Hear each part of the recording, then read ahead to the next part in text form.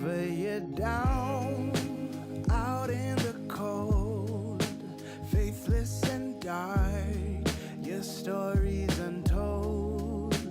Come take my hand and walk there with me. I know a place where we can be free. There is a light shining for you, guiding your way, helping you through. When shadows and gloom are all that you see, we'll find a place where we can be free. From the mountain top down to the deepest valley, hear a voice calling you. It's the rising sun shining in the darkest alley. Can't you see you will be free? I have been far, I have been wide, searching for peace, somewhere to hide. Now I am free, open and pure, fearless and babe, I am secure. There is no dark that can't be lit. We'll find a way if we just commit.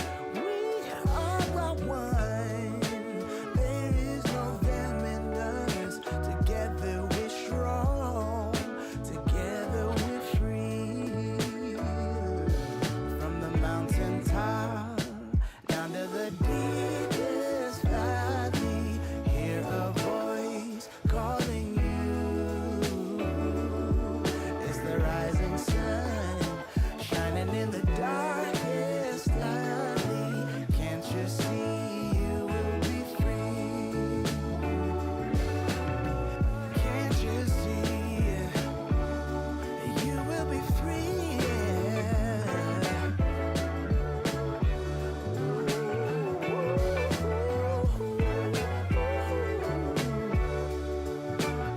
You will be free.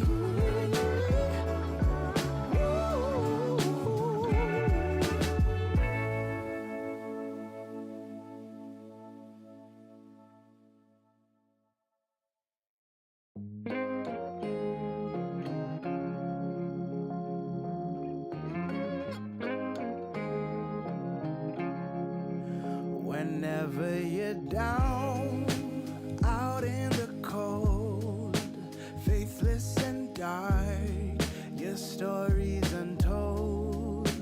Come take my hand and walk there with me. I know a place where we can be free. There is a light shining for you, guiding your way, help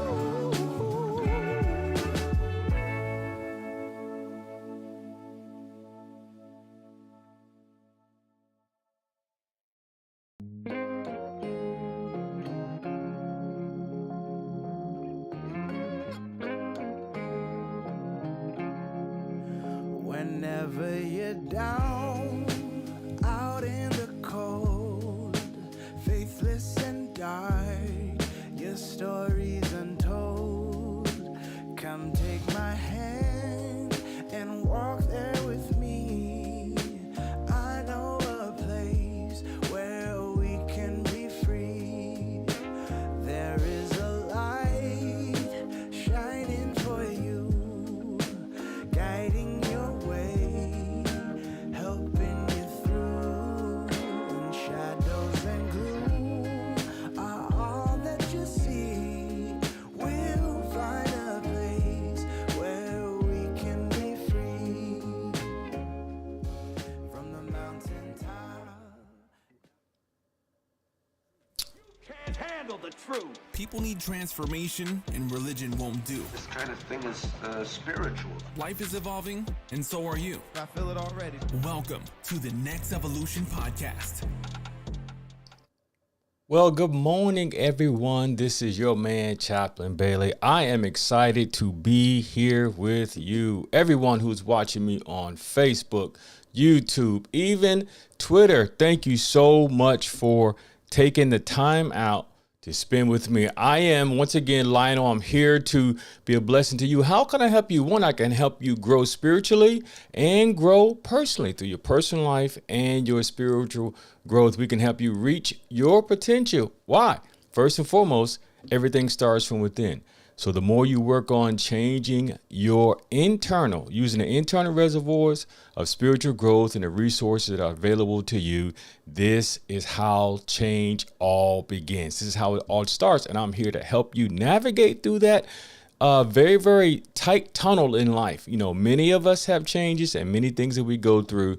But I've come to learn as your chaplain and as a pastor and friend, I have come to learn that when you're stronger internally, everything on the outside works its way out. So how can I help you? Well, I just laid it out for you. And how can you help me? Well, number one, you can subscribe, not only here, like the page, share the page with your friends, those who you know will benefit from this conversation and from this page, not only on our private Facebook page, Next Evolution Podcast. Also, follow us on YouTube. Go over to YouTube and subscribe. That really helps our numbers, and it helps us to continue getting this message out that I know will be a great benefit to your life, to your spiritual life, to your spiritual growth. Hey, it'll even be a great benefit to your family and friends. Trust me,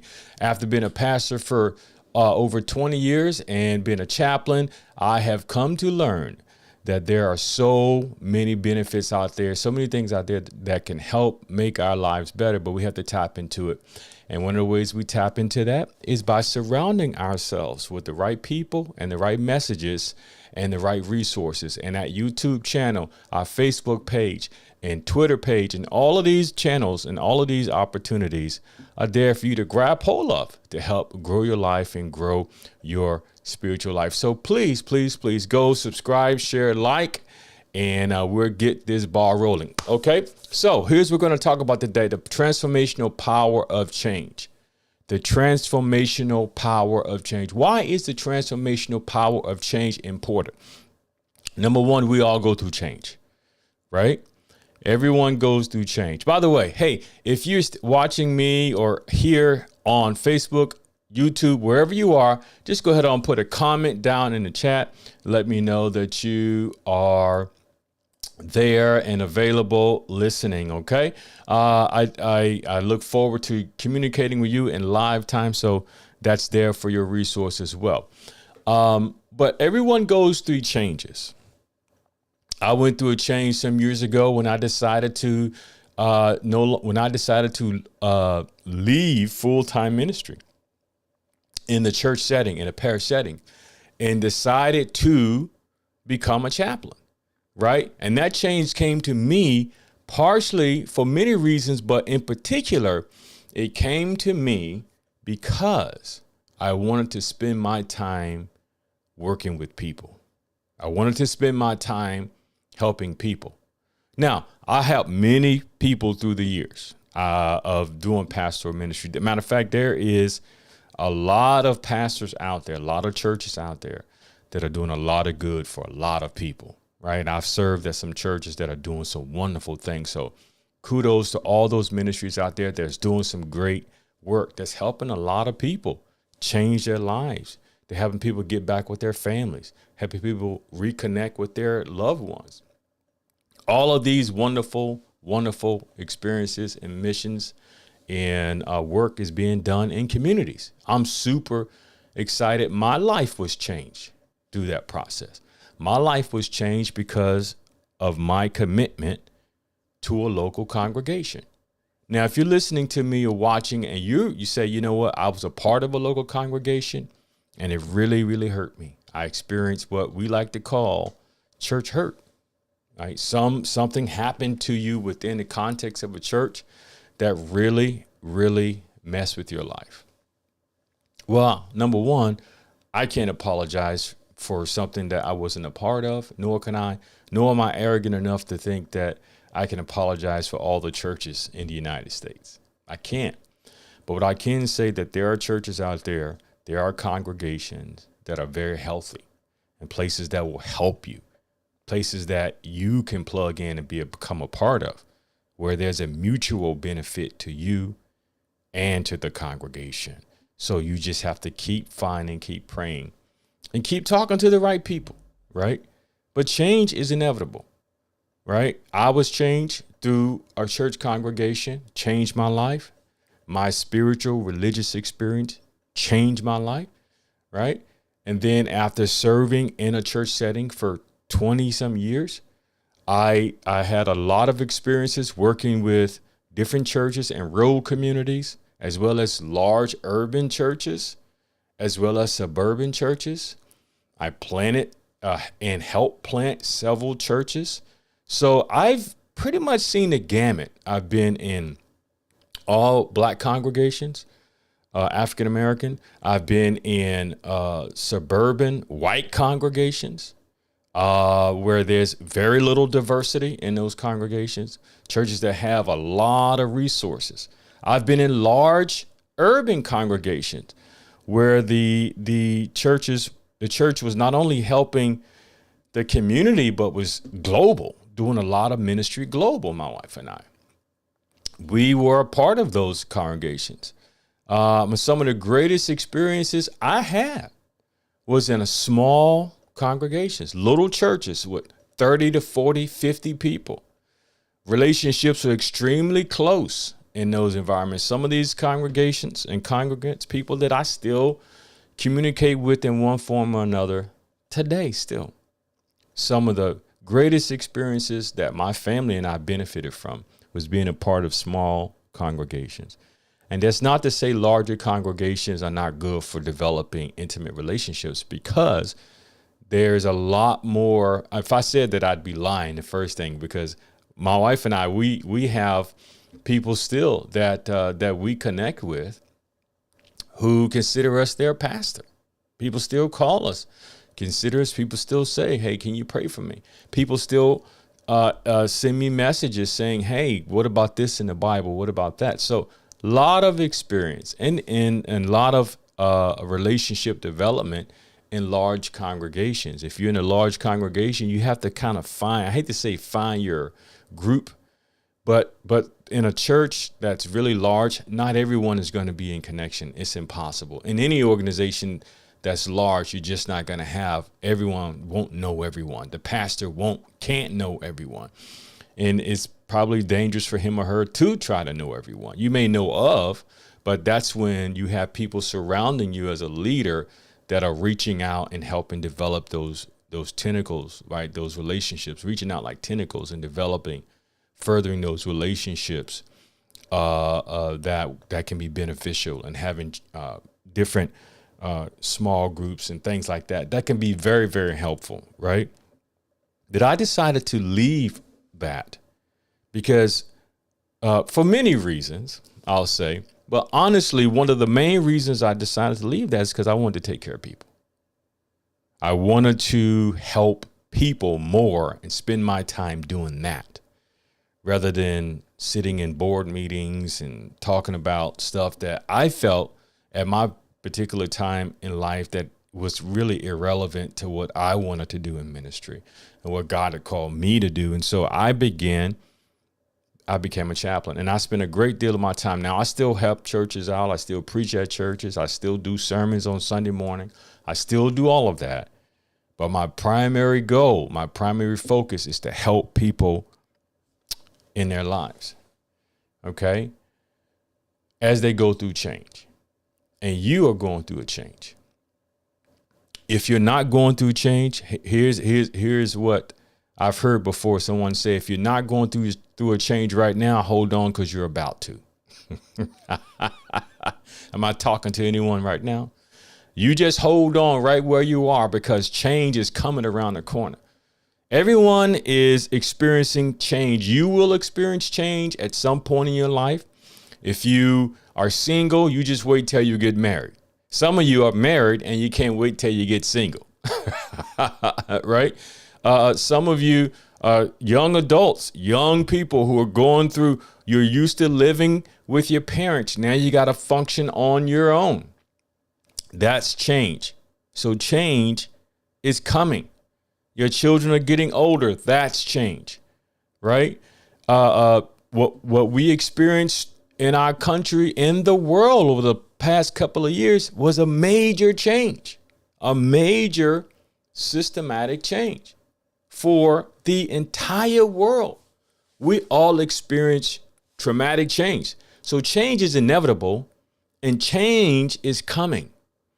And so the question is, are you prepared for change? Now, there's two kinds of change that I want to throw at you real quick before we get out of here this morning.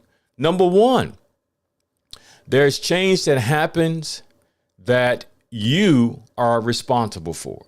In other words, there are decisions I made that led us toward change, that led us toward where we want to go, right? So we decided to do X, Y, and Z, and we made decisions that led to our change, right?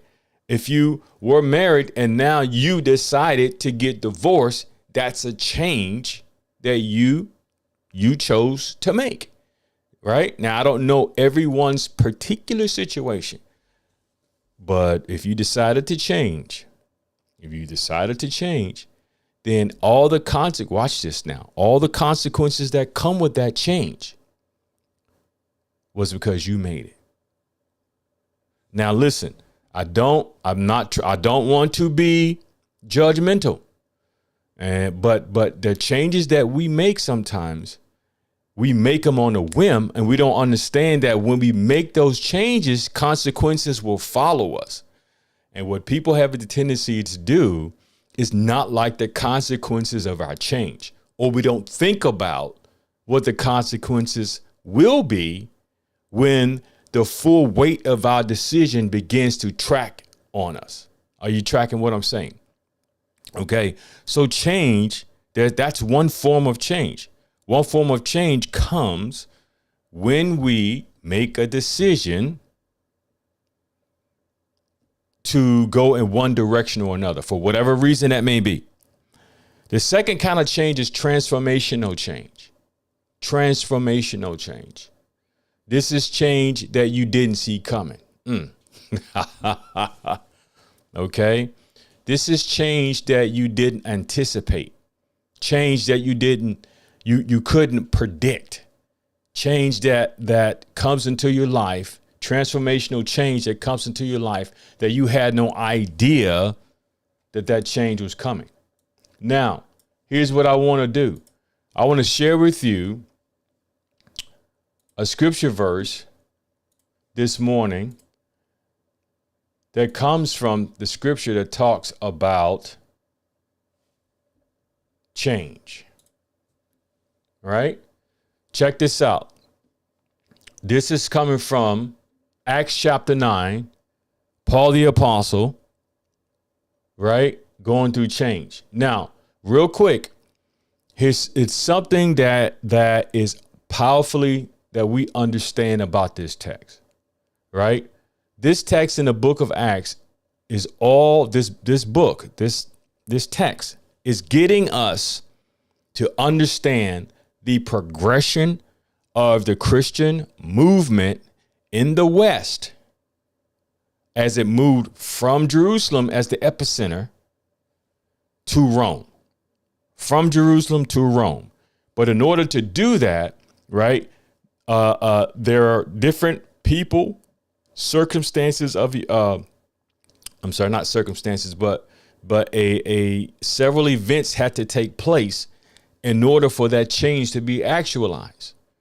Now here you have Paul the Apostle is going to experience change, right? As God began, now watch this now, as God began to transition the church into a new dimension, as God began to transition this movement, this Jesus movement, into a new place and a new space, there had to be certain people connected and plugged in order for this thing to happen.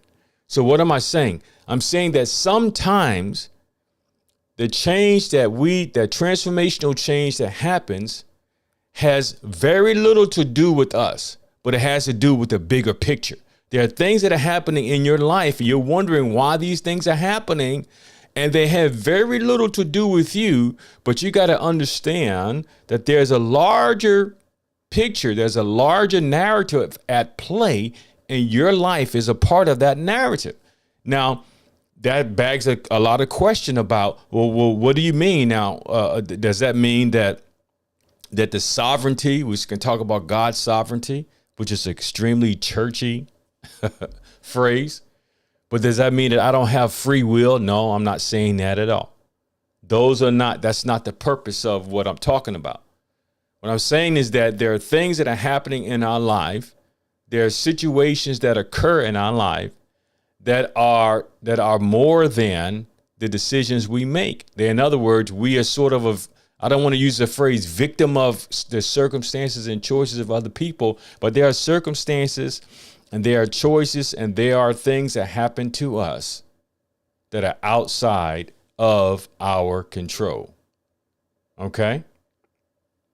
That are outside of our control. So I just had a message came through saying something about LinkedIn stop. Okay, so I apologize for all the LinkedIn people out there. My apologies. Okay, we'll figure that out later. But hear me out. Here's a text. All right, let me read the text. Paul went through this kind of change, and what we're going to find out is that the change was not just about him, but he was going through a transformational change because there was a bigger picture at play. Now, Paul, still breathing threats, I'm reading right here, verse 1. Paul, still breathing threats and murders against the disciples of the Lord, went to the high priest and asked for letters from him to the synagogue at Damascus, so that if he found any belonging to the way of Christ, both men and women may be brought bound to Jerusalem. As he traveled, it happened that he was approaching Damascus, verse 3, and suddenly a light flashed around him, and he fell on the ground and heard a voice saying, Saul, why are you persecuting me? And he said, who are you? And the voice said to him, I am Jesus, whom you are persecuting. But get up and enter the city, and it will be told you what you shall do. The men who traveled with him stood speechless, hearing the voice. Verse 8, Saul got up from the ground, and though his eyes were open, he could see nothing. He was blind. Leading him by hand, they brought him to Damascus. Verse 9, and there he was 3 days without sight, nor did he eat or drink. Nor did he eat or drink. What am I getting at? See, sometimes number one, change happened to us. And when it does, it happens suddenly and it takes us off course. In other words, we experience change in not knowing what to do when the change happens. When that transformation comes into your life and transformation comes into my life. Sometimes we don't know why. Sometimes we can't can't explain why. We don't like to talk about why. We don't like to, we don't understand what is happening. We become discombobulated, so to speak. We become upset, and we become negative, right? When Saul went through his experience, he had a transformational experience happen to him, and it blinded him. And he went days where he couldn't eat or drink. Some people will call that depression. He went through a moment of depression, right? So here you have Paul and Saul. His name was Saul, but his name will soon be changed to Paul, going through this particular situation, right? Just like many of us, when we experience transformation, we don't know how to respond to it, particularly when the transformation and change happens without our decision-making process, outside of our decision-making process. Something happened that we can predict. Something happened that we can't explain. Something happened that is outside of the norm for us. Our schedule gets changed. Our job changes. Our person comes to you, your significant other comes to you and says, I want a divorce. Your child comes to you and says, I believe I'm this. I'm this sexuality and not that sexuality, right? These are the kind of changes that can unearth a person. Someone comes and says, I got a illness that I can't get rid of. Change that happens. There's something else really interesting about the text, real quick. The other thing that's really interesting about the text is that his eyes, he could not see. He was blind. He could not eat, nor could he drink. In other words, basic sustenance was not enough to fill the need that he had in his life. Right? There are different changes that happen to us, right? That food and money and all the external circumstances cannot fix. Who am I talking to? Right? Think about this. What changes have you gone through in your life? And as a result, you become so paralyzed by the change that no external sensation, no external influences could solve it. The Gucci store, the Balenciaga. How many of y'all wear Balenciaga? I don't even wear Balenciaga. I can't afford Balenciaga. Right? And if I could, I don't think I would wear it in the first place. But have you ever been through change so powerful? Change so impactful on you that it just really takes you and grabs you. So here's what I want to say. Number one, how do you get through this change? When you have transformational change, how do you said, Chaps, okay, got it. Because I'm at my 30 minutes. I've been going long enough. Chaps, what are you trying to say to me? Number one, when you're going through change, you need people that were there to help you. You need to put yourself in an environment around people who can help you get through that change. Now watch this. Not everyone is meant to walk with you when you're going through transformational change. When I decided to leave pastoral ministry years ago, I couldn't tell everybody about what I was doing because some people didn't listen. Some people was happy that I left. Some people wanted me to leave. Some people tried to make me leave. Right? Some people smiled at me, but they wanted me to leave. Right? So not everyone that's around you is your friend. Not everyone that's smiling at you has your best interest at heart. Right? So you have to be really careful about who you talk to when you're going through transformational change. Because some people will use it as a weapon to say, well, see, I told you he was wrong. I remember when me and my wife got married this is a true story. She's probably not going to like it, but I'm going to share it anyway. I remember when me and my wife got married well over 20 years ago now. There were people saying that we were going to get divorced before we even got married. And watch this. There were Christian people.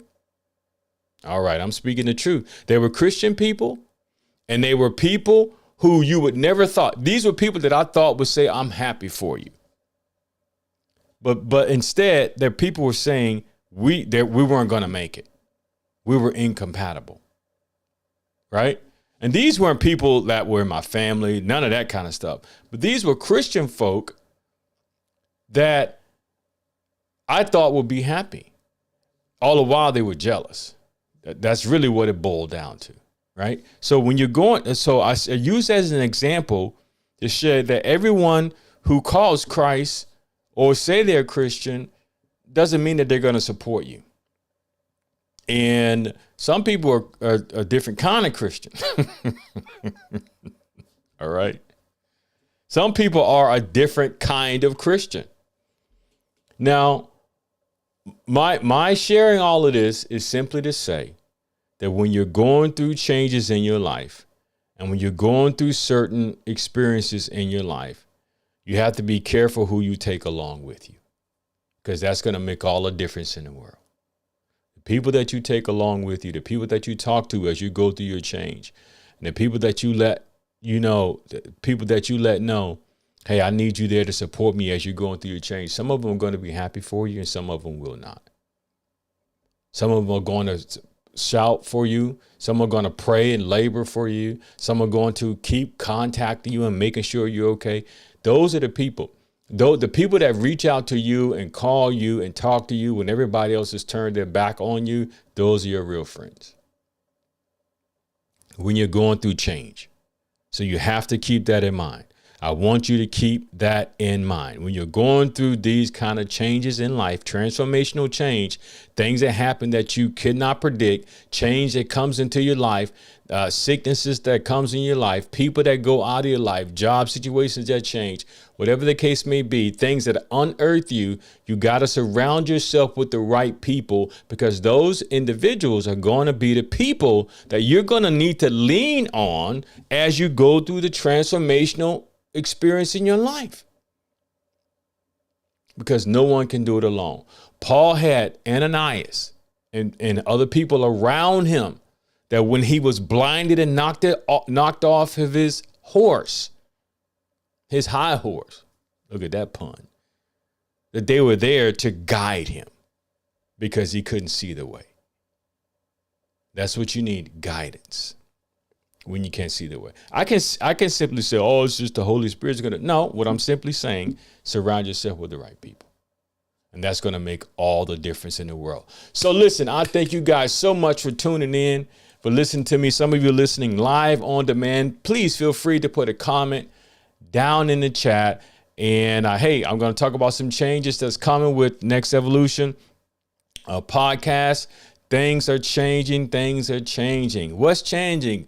Well, stay tuned. I'm coming through on Wednesday of this week at 7 p.m. Pacific Standard Time. That's 9 p.m. Central Standard Time, 10 p.m. on the East Coast. And I'm going to talk to you about all the changes that are happening with my podcast, and definitely want you to connect and get you connected. Some new guests that are coming through. I got an interview that's coming out really soon with a sheik. So I'm really excited about that interview. But yeah, changes are coming, and I want you to be connected. I want you to be a part of it. So once again, thank you guys for listening. Thank you guys for tuning in. And I look forward to talking to you next Sunday, right here at 10 p.m. next Sunday, right here with the Next Evolution. And your man, Chaplain Bailey. I look forward to chatting with y'all. Peace. can't handle the truth. People need transformation, and religion won't do. This kind of thing is spiritual. Life is evolving, and so are you. I feel it already. Welcome to the Next Evolution Podcast.